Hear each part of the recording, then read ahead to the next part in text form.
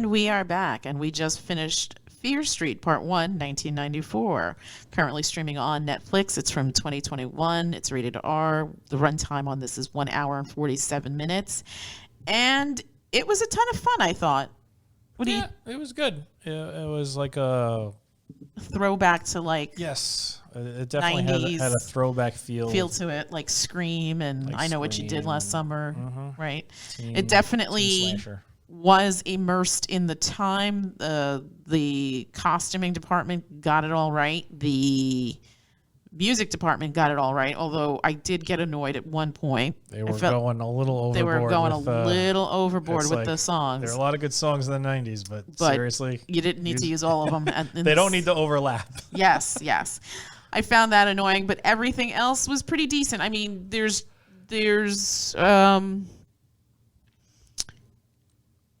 to me it was more jump scares than anything. It's not very gory. I mean, there's some gore, but not a ton of it. The gore really comes at the end. There's two.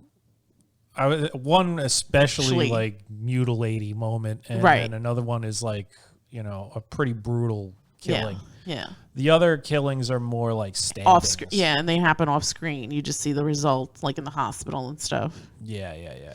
So, what did you think? I thought it was good.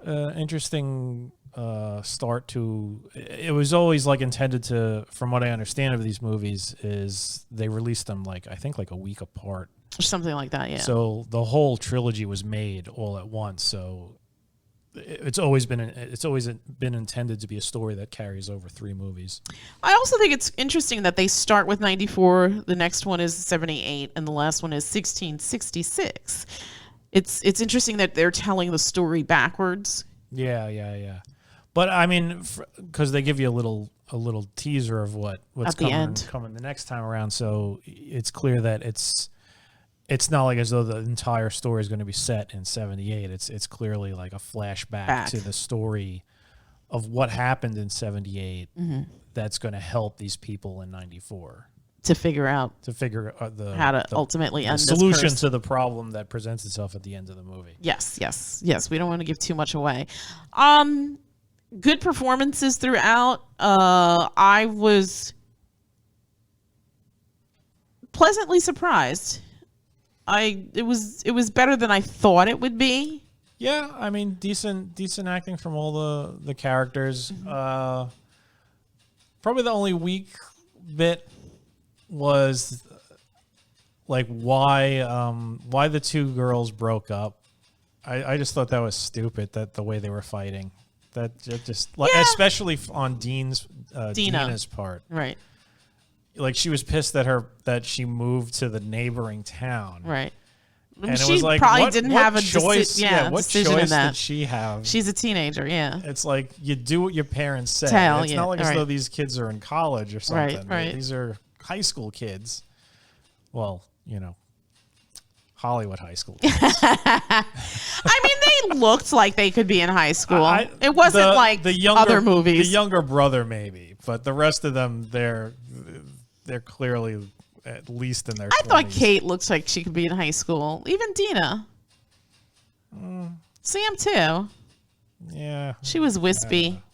I don't know. I guess I was wrong. I mean, we'll see, right? Because there's 2 other parts of this. Because I could swear Sheriff Good had something to do with all the shenanigans going on. There's something about him I just don't trust. See, there's the thing about like the film is even in the opening credits they give you a lot of like hints and clues as to what's going on. There's like news clips and history books and all sorts of stuff, and they're mentioning this. It's almost like this town rivalry between Shadyside and Sunnyvale. Which is where Sunnyvale is Buffy was from. Yes, exactly. It was Sunnyvale. And Sunnyvale is like the perfect utopia. Yeah. Everybody's happy and healthy. Economic and doing times well. don't affect it. Everybody's super happy. They're rich. They showed the houses there and they're beautiful. Gorgeous. And then you go to Shadyside, and Shadyside is plagued by psycho killers. It's the murder capital of the U.S. Murder capital of the U.S. and every some odd years somebody goes nuts and just kills a whole bunch of people with an axe or a knife or something like that. Yeah. And here we go again. Yeah. And it seems like for every tragedy that befalls Shadyside, Sunnyside has some kind of triumph. Yes, yes. So, I mean, we'll see. I mean, I'd be curious to see the other two and see what happens there. I still think that's interesting to tell the story sort of in reverse. I mean, I wanted to cheat and I wanted to start with part 3 tonight, but you adamantly said we should start at the beginning. No, let's watch the story as the creators intended it to be watched. And besides, it's clear that these later or the subsequent movies, even if they take place earlier in chronologically, that it's basically like flashbacks, and they're going to assist in the main story that's happening in 1994. I guess.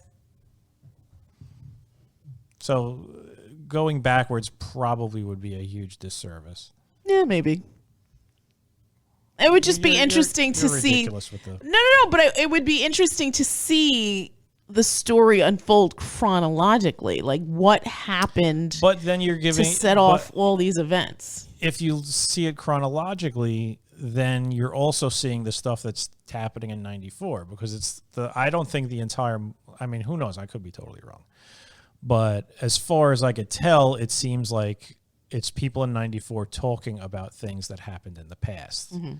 And there's a problem in 94 that needs to be resolved. That's what the whole purpose of the trilogy is, to resolve the problems in 94 by learning about the history of this evil that is besetting Sunnyvale. Shadyside. Mm-hmm. Some adult content, adult themes, a bit of gore. This one's not for the kids. This was not for the kids, definitely. What would you say, like 13 and up, 12 and up? I think our 12-year-olds could have watched it, but 12-year-olds could have watched it, but that's us. Yeah. I think most parents would probably wait till their kids are like 15 or 16 before they let them see this. Interesting. You think it's older? We're very lax in that department. Sure. Even since the kids were little kids, we've been adamant about, hey, this is a movie. This is a movie. Remember when the kids were terrified of commercials for that Nun movie? And I was like, no, it's a movie. And they're like, whoa. And did you watch it with them and showed them the IMDb page? All I did was I looked up online. I found the actress who played the nun. And I'm like, look, this is her. And they got over This it. is what she looks like. And she had like a very normal name. And well, she's not, she's getting those parts for a reason. But she has a very normal name. That's her bread and butter. If you got it, work it. And all props to the nun lady. But the kids saw that, and after that, they were just like, I'm not afraid of Ida or whatever her name was. And it worked. You know what? You made an interesting observation during the movie about the two girl characters. What did I say?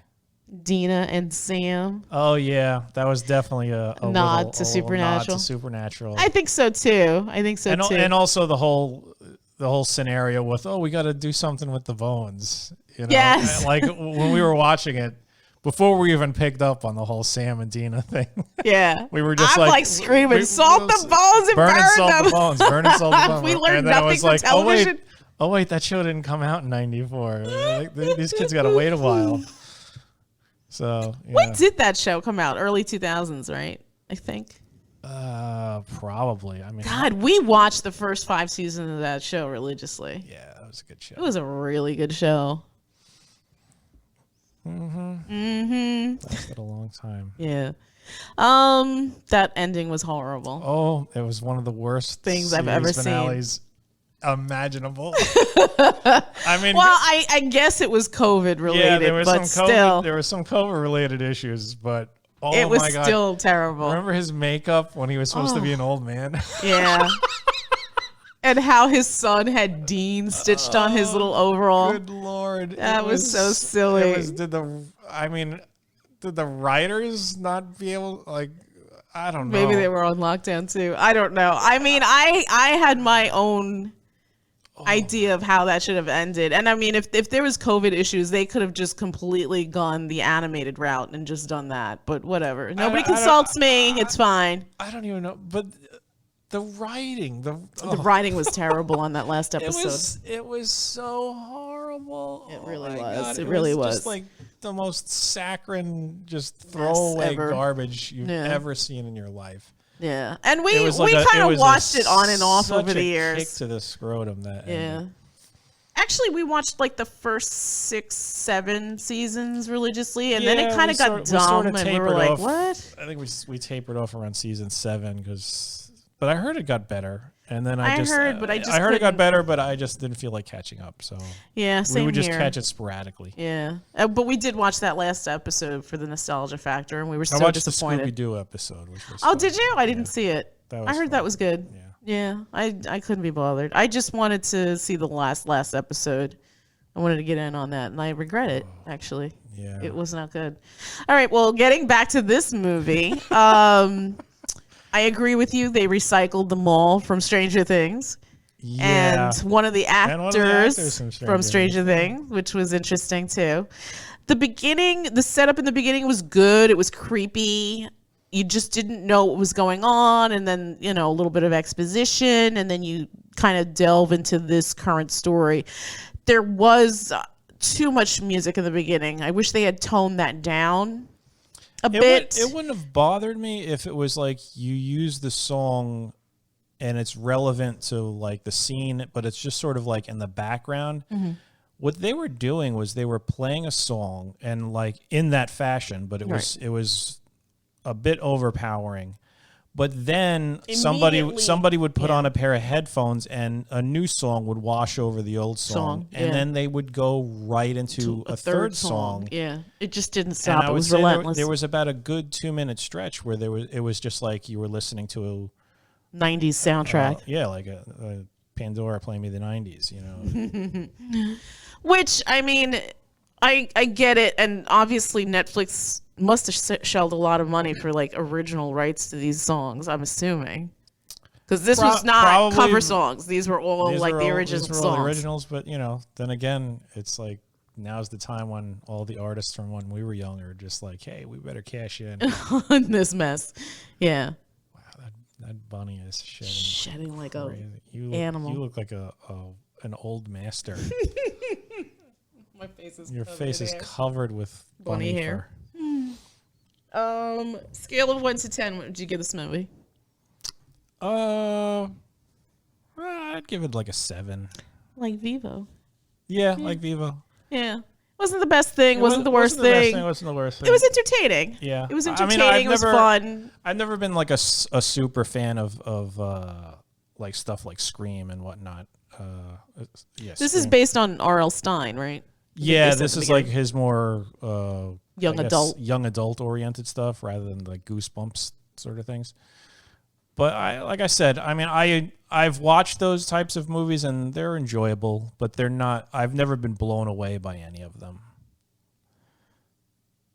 I agree. Yeah, like for me, horror, I really like the sort of suspense driven, just like creepiness factor, like The Ring and Hereditary, and oh my gosh, he's coming out with something next year, I think. Films that induce dread more than jump scares. Yes, because that's the best type of horror, right? Where it just really messes with your brain more than anything. Yeah, something that like gets you right in your bones and stays with you, right? And stays where you're thinking about, oh my God, that was so crazy. That her smashing her head on that door, that attic door. Oh my God! I love Hereditary so much. Hereditary is one of my absolute favorite movies. Yeah, yeah. I mean, from where that started to where it ended, it was just bonkers. Yeah. And it's that last act. Because it's the beginning is kind of a slow burn, but then it just goes warp speed into the crazy land. Yeah, I mean, and that title, you're thinking, oh, it's probably something to do with science or genetics or something. But I thought it was going to be like some crazy person, which kind of not, Yeah, it was just nuts. Okay, I too would give this a 7. I think the art direction was fantastic. The costuming was great. The young actors all did really, really well. The script was okay. I feel like it could have been tweaked here and there a little bit. I don't know where. We're getting this review under the gun, so I should wrap this up because I got to edit this fast and post it tonight. Yeah, I mean, if you haven't seen it and you like if you're a fan of scary Scream and films like that, this is gonna hit your sweet spot. Totally gonna hit your sweet spot. If you're nostalgic for the 90s, check it out. If you just like good, decent storytelling and have an hour and 47 minutes to kill, I highly, highly recommend Fear Street Part 1, 1984. And that's it from us. And 94. We will... What? 94. I said 94. You said 84. No, I said 94. We'll play the tape back and you'll see that I am correct. Check out Netflix's Fear Street Part 1, 1994. Currently streaming on Netflix. And we will be back with reviews for the other two. Right? Yeah. I'm curious to see how this goes. Them all. Let's do them all. Make a commitment. Have a good night, everybody. Okay.